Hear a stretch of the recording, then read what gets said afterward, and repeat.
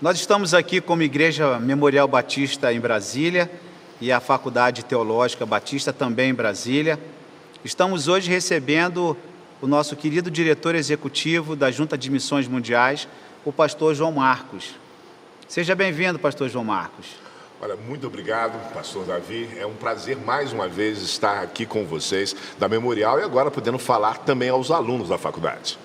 O pastor João Marcos está em Brasília porque veio falar ontem na União de Homens Masculino do Planalto Central, nossa Convenção Batista do Planalto Central, e em decorrência desta vinda, ele foi o preletor ontem, ele recebeu o nosso convite, porque todo ano praticamente, pastor João Marcos prega na Memorial, já há 12 anos, né, pastor? Correto, essa é a 13ª vez. 13ª vez. Ano passado eu não pude estar presencialmente, mas estive aqui de forma virtual.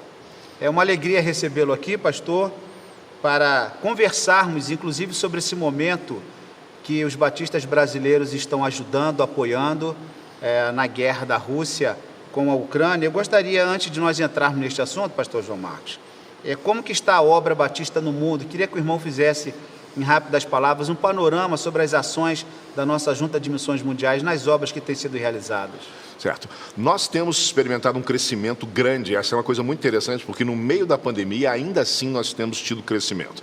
Aqui na América Latina, estamos iniciando um novo movimento de plantação de igrejas.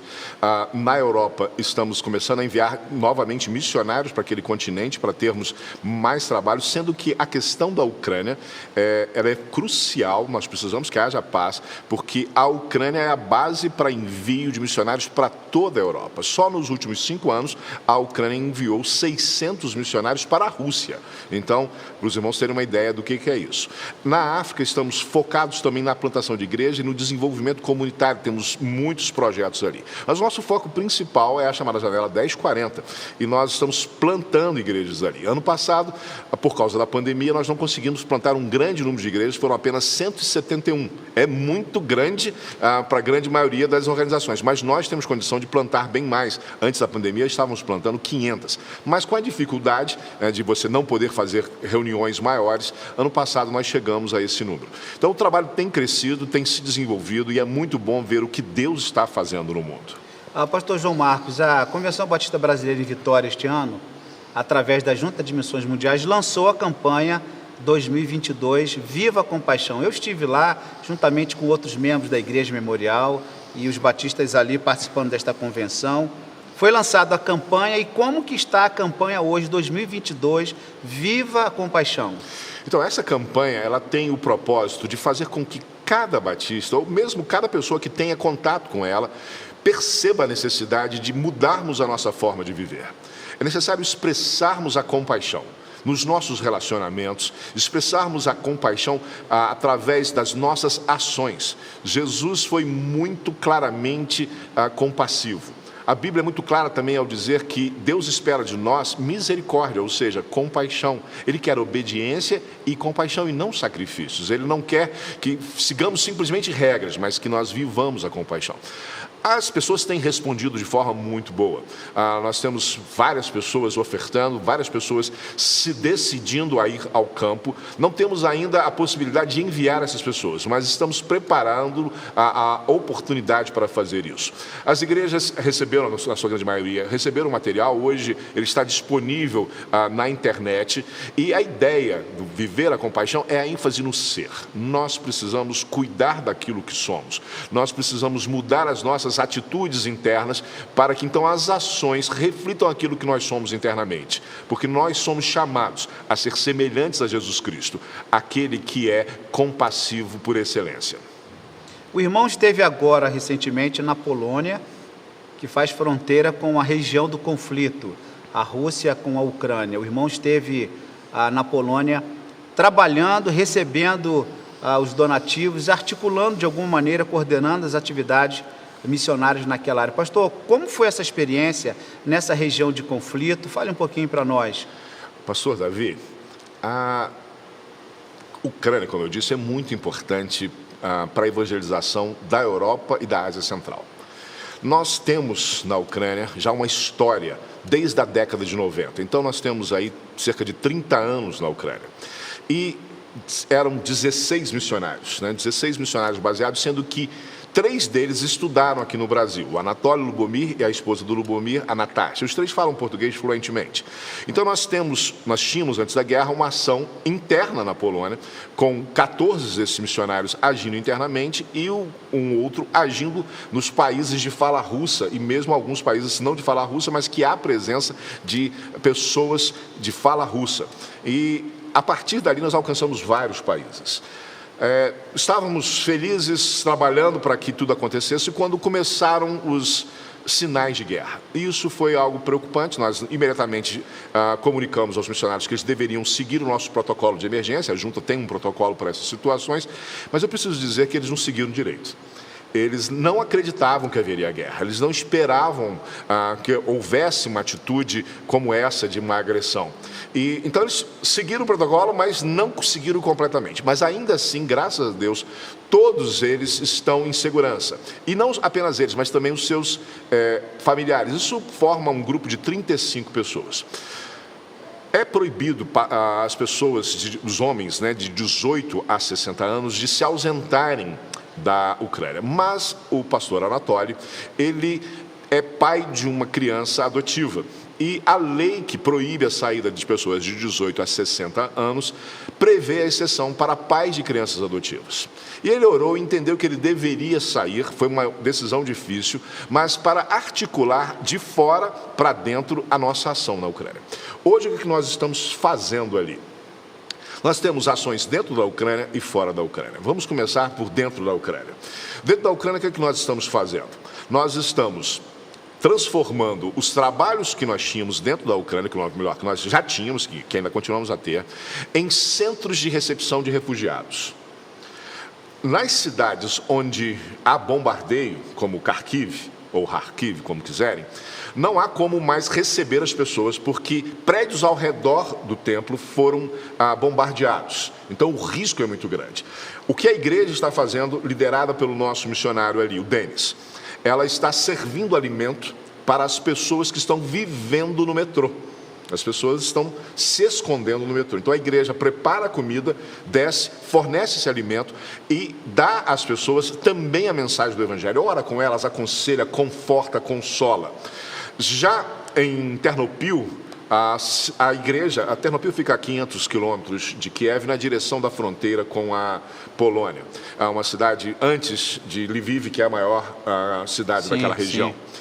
E ali em Ternopil, o nosso missionário, o Bogdan, ele teve Covid durante a guerra, mas assim que ele se recuperou do Covid, ele abriu o templo para ser um centro de refugiados. E está sendo uma coisa belíssima. Eu pude distribuir um vídeo no início da semana passada para as pessoas, um vídeo que eles próprios gravaram de uma mulher cantando uma música linda. Foi realmente algo assim marcante.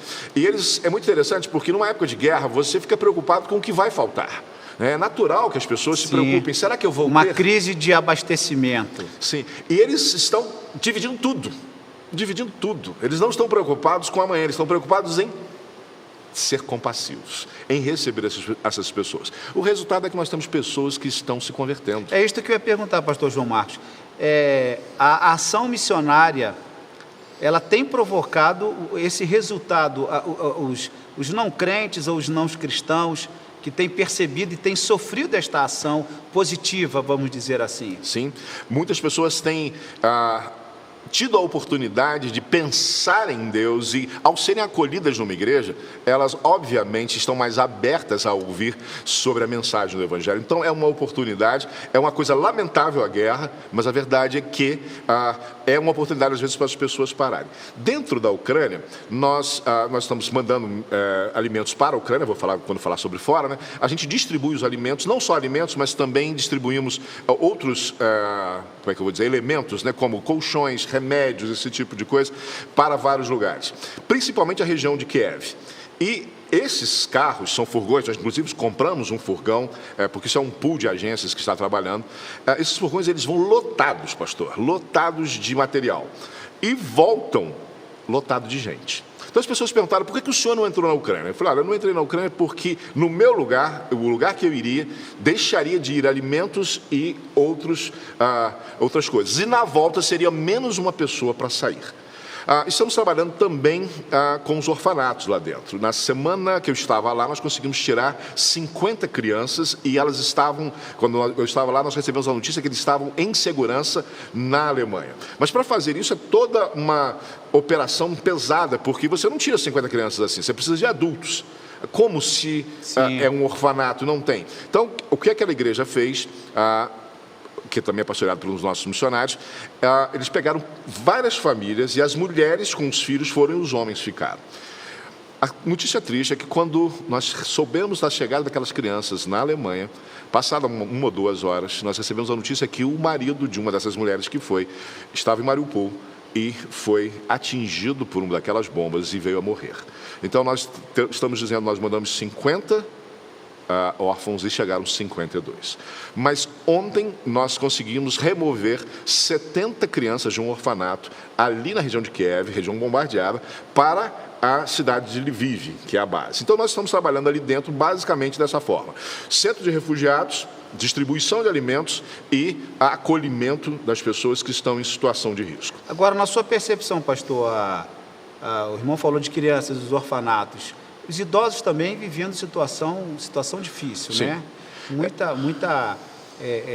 São pessoas que não têm muitas vezes como se locomover, como andar, como se deslocar de um lugar para o outro. São pessoas vulneráveis, Sim. Que necessitam de cuidados especiais. Sim, a junta ela trabalha prioritariamente com pessoas, nesses casos, pessoas que estão em situação de risco. Então, idosos, crianças e mulheres são alvo da nossa ação. Importante lembrar, pastor, que a Ucrânia ela é alvo da ação de tráfico humano. Historicamente, ela é alvo. Crianças e mulheres são alvo. Então, a gente precisa ter todo um cuidado para fazer isso. Nós estamos muito preocupados com o que vai acontecer com essas crianças, por exemplo, no futuro. Mas os idosos, eles estão sendo acolhidos. É muito interessante, pastor, do lado de fora, eu estava lá na fronteira olhando aquelas pessoas, orando por elas, e eu pude ver sair uma senhora já idosa, sua filha, e veio a neta. E eu fiquei pensando, ficou lá talvez o marido, o pai, o avô, o irmão. Essas pessoas ficaram lá na Ucrânia. Famílias que estão separadas.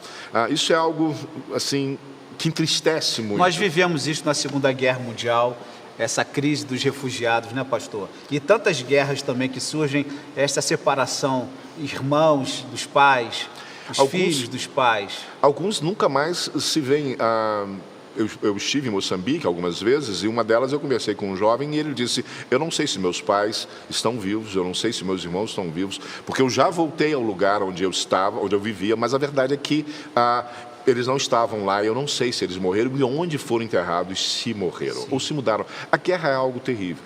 Pastor, uma coisa que é importante nós falarmos sobre isso é sobre a questão da fome. Está havendo fome já naquela região, mas a fome dali vai se espalhar pelo mundo. Por quê? A Ucrânia e a Rússia são considerados o celeiro da Europa. Os dois países juntos respondem por 25% de toda a produção de trigo do mundo. O milho plantado na Ucrânia é 14% de todo o milho do mundo. A FAO, que é a Organização de Combate à Fome, compra 50% de tudo que ela compra da Ucrânia. Agora entrou a primavera, é a hora de arar a terra, de semear. Se eles não fizerem isso nos próximos dias, não vai haver plantação, não vai haver colheita, vai haver fome no mundo. Então, não é uma guerra lá longe, não. Sim. É uma guerra que vai atingir principalmente os mais pobres, porque países como Iêmen, Etiópia, Somália, Egito, compram cereais da Ucrânia. Dependem deles. Sim. E aí, pastor, não é só aquele pãozinho francês que vai faltar na padaria, não. Não. É algo muito mais complexo em virtude do que o trigo nos proporciona como alimento essencial, básico, na alimentação de toda pessoa, de todo mundo praticamente. Nós dependemos do trigo, então é uma crise que pode se instalar com relação a isso. Principalmente porque a pandemia já causou uma crise. Antes da pandemia, havia 130 milhões de pessoas numa situação de fome severa. Um número absurdamente alto, mas o menor número percentual histórico, desde que se começou a medir. Porque a fome vinha sendo combatida de forma mais efetiva ao longo das últimas décadas. Com a entrada da pandemia, esse número pulou de 130 para 265 milhões. Hoje, o que é fome severa? Vou explicar um pouquinho aqui rapidamente. É quando você corre o risco de morrer em dias ou semanas por desnutrição. Há hoje mais de 800 milhões de pessoas com fome, não fome severa. Com esta guerra, a tendência é aumentar exponencialmente este número. Por isso é muito importante que a gente ore para essa guerra acabar e acabar logo. Sem contar o que isto vai impactar no número de jovens na Rússia e na Ucrânia. Como o futuro desses países vai ser impactado pela morte de jovens e crianças. O pastor falou algo importante agora, pastor João Marcos. Aqui na Igreja Memorial, e aí eu respondo aqui pela igreja, nós estamos também orando pelos nossos irmãos russos. É importante, aqui nós falamos da Ucrânia e falamos também de muitos irmãos russos, famílias cristãs que também estão vivenciando, experimentando este conflito. Agora, pastor João Marcos, o irmão falou sobre o trabalho da Junta de Missões Mundiais lá na fronteira, juntamente à Ucrânia. Agora, eu queria que nós viéssemos aqui para o Brasil. Como que está a mobilização do Batista brasileiro? Nós percebemos esses dias em Curitiba, a primeira igreja batista em Curitiba, juntamente com outras igrejas, recebendo alguns refugiados.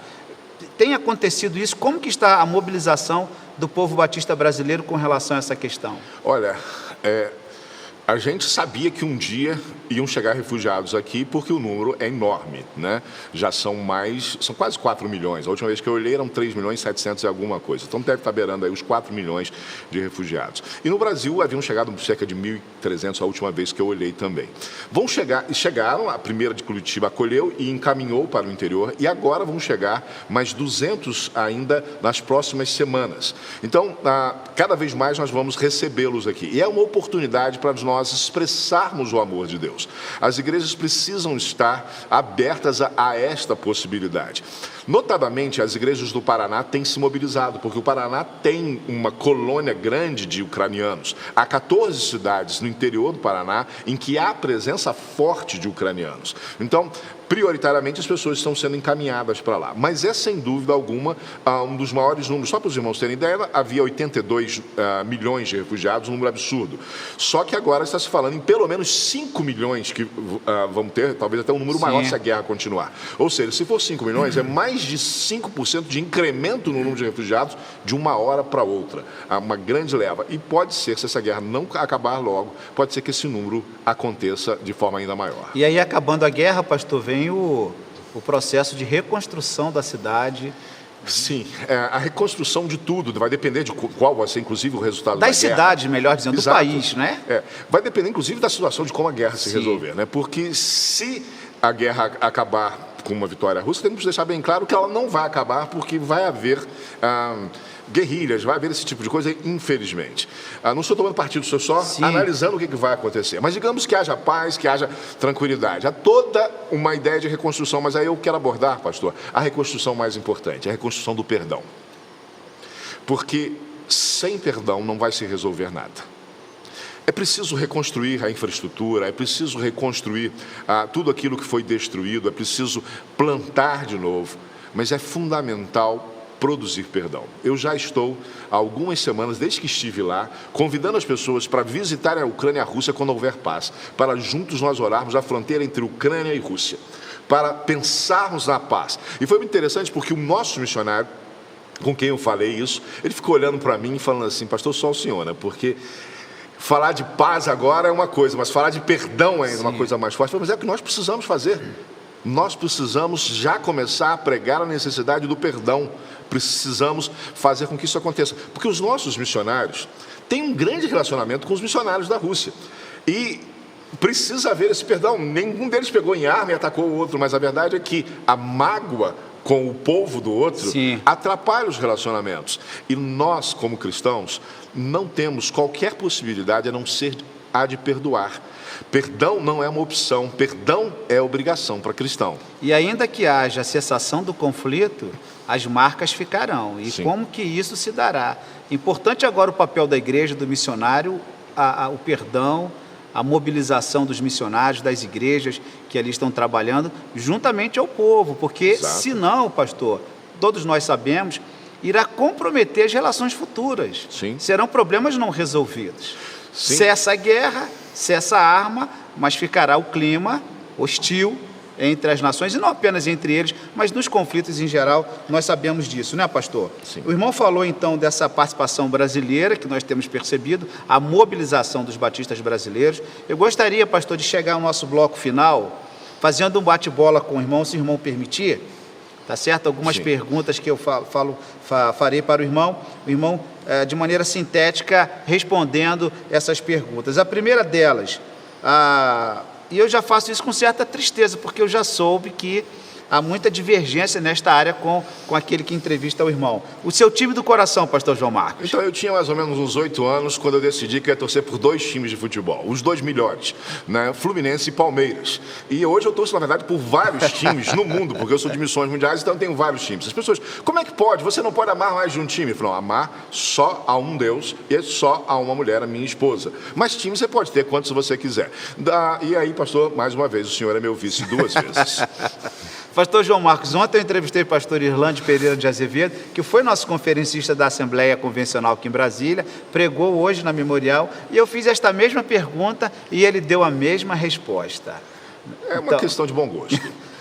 Vamos seguindo aqui, pastor. Qual é a cidade mais bonita que o irmão já visitou? O irmão já viajava antes mesmo de ser nosso diretor executivo, e isto se acentuou mais ainda com a sua função na diretoria da nossa convenção. Olha, é uma pergunta difícil, porque, na verdade, eu faço pouco turismo. Eu viajo mais a trabalho mesmo. E, se eu não estiver com a minha esposa, o turismo não tem muita razão de ser, né? Minha esposa, às vezes, com os meus filhos.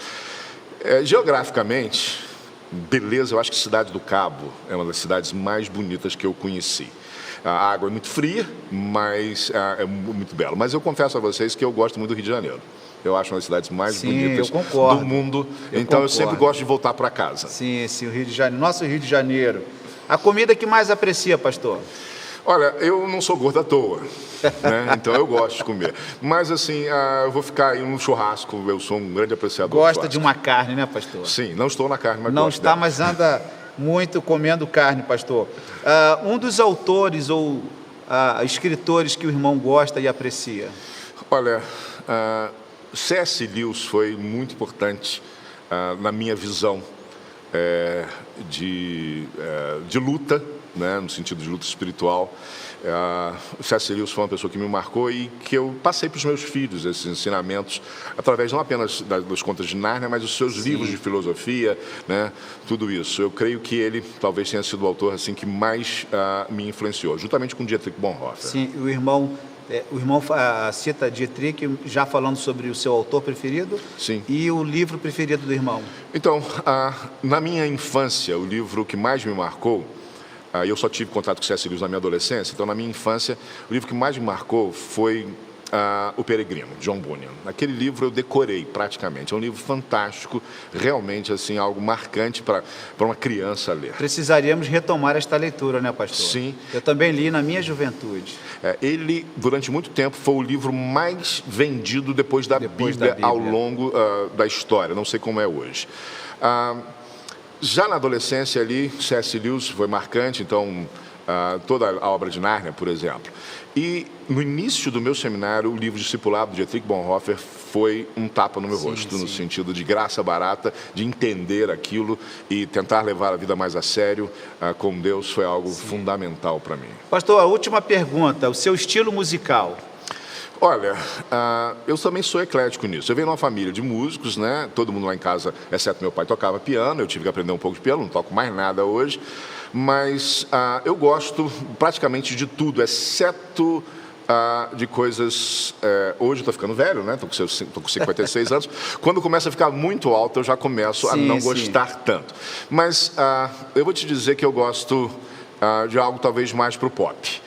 Do clássico eu gosto muito, mas hoje talvez eu aprecie mais uma identificação com a nossa geração, com a nossa né, geração, pastor? Exatamente, acho que é mais ou menos por aí. Sim. Pastor, suas considerações finais. Olha, eu quero agradecer essa oportunidade de falar a vocês da Igreja Batista Memorial e da faculdade. Agradecer a você, pastor Davi. Nós nos conhecemos já há muito tempo. Eu ainda tinha cabelo e era mais magro, né? O pastor Davi só ficou com um pouquinho de cabelo branco. Sim. Pouca coisa ele mudou. Então, agradecer essa oportunidade, a amizade que temos e dizer a você que o mundo precisa conhecer a Jesus Cristo. E nós estamos lançando um desafio chamado CM21, completar a missão nesse século. Nós estamos empenhados em fazer com que todas as nações, porque Jesus nos deu uma ordem, a grande comissão, fazer discípulos em todas as nações. Nós vamos completar um aniversário infeliz. Entre 2027 e 2033, em algum desses momentos serão completados 2.000 anos da grande comissão. E nós ainda não cumprimos aquela ordem. A ideia é que nós façamos um esforço nesse século. Eu não vou viver até o final deste século, mas se toda a igreja fizer um esforço, nós teremos cumprido esta missão no final deste século. Nós temos uma promessa, que quando o evangelho for pregado a todas as nações, então virá o fim. E não era longe, não. Aqui no Brasil nós temos ribeirinhos. É um povo não alcançado. Nós temos pessoas próximas a nós aqui em Brasília, de países em que há povos não alcançados. E uma coisa muito boa, pastor, que está acontecendo, é que nós estamos trabalhando com uma ferramenta chamada DNA Missionário, a ferramenta legitimamente da Junta de Missões Mundiais. E essa ferramenta tem levado a mensagem do Evangelho a povos não alcançados da seguinte forma: a gente começa a falar para a pessoa aqui, essa pessoa pega o conceito e vai, só para o irmão ter uma ideia, encerrando com essa história, um missionário nosso na África, em um país da África, deu aula para os seus seminaristas falando sobre a importância da grande comissão e instrumentalizando-os com o DNA missionário. Nas férias deles, eles foram para um país vizinho, onde nós não temos trabalho, e procuraram povos não alcançados para alcançá-los. Então, em 6 meses, pessoas que estavam completamente desmobilizadas estavam alcançando povos não alcançados. É uma tarefa que nós podemos cumprir, sim, neste século, porque nós já temos todas as condições. Nós já temos a clareza da ordem e já temos o poder do Espírito Santo. Só nos falta obedecer. Viver a compaixão, né, pastor? Amém, exatamente. Viver a compaixão. Pastor João Marcos, uma alegria tê-lo aqui conosco na Igreja Memorial Batista e também da nossa Faculdade Teológica Batista em Brasília. A nossa alegria pela sua vinda, estando conosco, inclusive para pregar aqui em nossa igreja, mais uma vez retornando a Brasília. Que Deus o abençoe juntamente com a sua família, com o seu trabalho, o seu ministério. Leve para a Junta de Missões Mundiais o nosso abraço também. Amém. E o nosso apreço como igreja, a nossa junta, aos funcionários, aos nossos irmãos queridos, sabendo que a Igreja Memorial tem a sua participação em oração, e a contribuição também é importante, e estamos sempre aqui orando e pedindo ao Senhor, rogando pela vida do irmão e dos funcionários, dos nossos irmãos missionários em todo o canto do mundo. Que Deus nos abençoe.